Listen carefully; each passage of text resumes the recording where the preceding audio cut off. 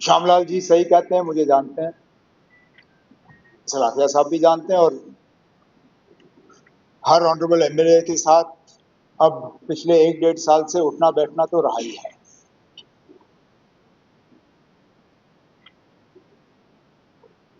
अगर इन्होंने मुझे कल उस वक्त बोलने दिया होता, मैं खुद अपनी बात को विड्रॉ कर लेता। मैंने उस वक्त आपसे कहा था मुझे 1 मिनट दे दीजिए, मैं इसको क्लियर कर दूंगा। लेकिन इनके फील्ड कमांडर जो हैं वो राजी नहीं थे। स्पीकर साहब, धाक देनी चाहिए ऐसी फौज को। जनरल मैदान छोड़ के चले गए, लेकिन फौज जो है मोर्चा छोड़ के गई नहीं, बैठे रहे। अब मैं सुनता रहा, अब 2 मिनट आप सुन लीजिए।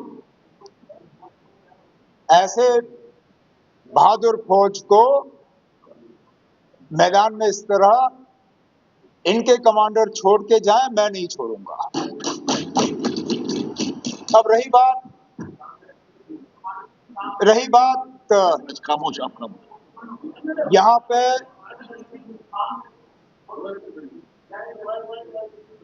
जज्बात में आके बातें हो जाती हैं। मैंने जो कहा उस पे इनको बुरा लगा, मुझे उस बात का अफसोस है। लेकिन मैंने जो कहा इनके बारे में कहा, इनके किसी घर वाले को मैंने इसमें नहीं लाया, इनके किसी परिवार के सदस्य को इसमें नहीं लाया। इनके फील्ड कमांडर जाते जाते मेरे माँ बाप और मेरे दादा मरहूम को भी इसमें शामिल करके चले गए। लेकिन चलिए, मैं उस चीज को भी छोड़ देता हूं,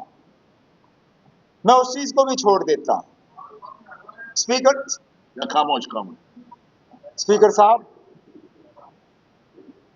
मुझे जितनी फिक्र अपने एमएलए की है उतनी फिक्र मुझे इनकी भी है।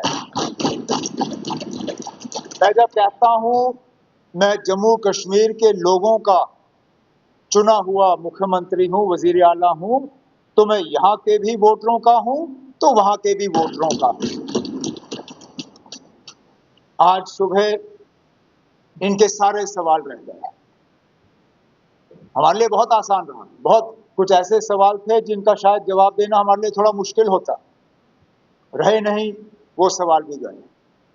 अब इस शोर शराबे में इनके ग्रांट्स भी रह जाएंगे। और सही कहा ऑनरेबल मिनिस्टर साहिबा ने, बहुत अहम डिपार्टमेंट्स हैं, एजुकेशन, हेल्थ, सोशल वेलफेयर। मैं नहीं चाहता हूं कि इनके वोटर जो हैं वो इग्नोर हो जाए। और इसलिए स्पीकर साहब, मैं आप पे छोड़ता हूं, अगर मेरे तरफ से कल मेरी तकरीर में कोई भी अनपार्लियामेंट्री लफ्ज का इस्तेमाल हुआ वो आप रिकॉर्ड से निकाल दीजिए, मुझे कोई एतराज नहीं।